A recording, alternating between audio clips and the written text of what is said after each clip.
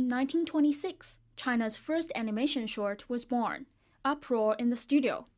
The 12-minute black and white film combined both live footage and drawings.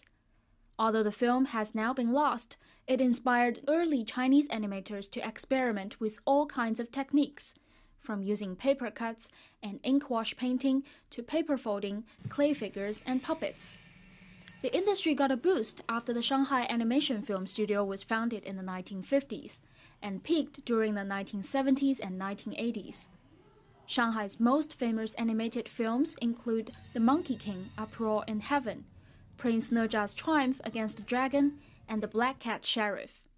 In 30 years' time, the studio produced more than 200 animation films. Since the 1990s, however, China's animation industry has faced overwhelming competition from Japanese and American rivals. Many foreign animations began entering China in the 1980s, especially industrialized animations. These films hit our traditional animation industry hard. For example, Disney had developed industrialized animations back in the 1950s, in which they would use one set of characters to produce several hundred cartoons. This allowed them to lower their costs and maximize their profits. But you can see the animations we used to make.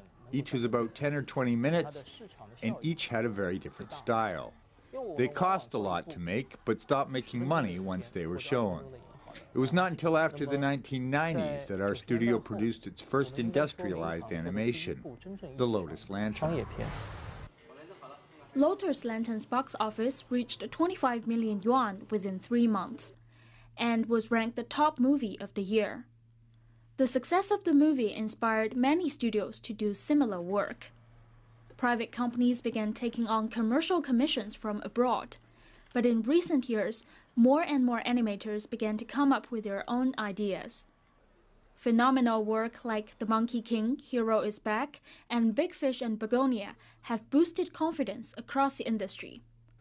Han Xiaofei has a studio of 60 animators and says the market demand for animation nowadays is growing very fast. We now hire Hollywood teams, famous animation houses from Japan and Korea, and even send our work to studios in Thailand and Vietnam. The demand for animations at home is very big, and sometimes our production is not fast enough to meet all that demand, so we need help from other countries too. Both Shi and Han agree that China has been catching fast in terms of cultivating animation artists and new styles. The country's animation industry was worth 120 billion yuan in 2015. 李佳怡 ICS4 CGTN, Shanghai.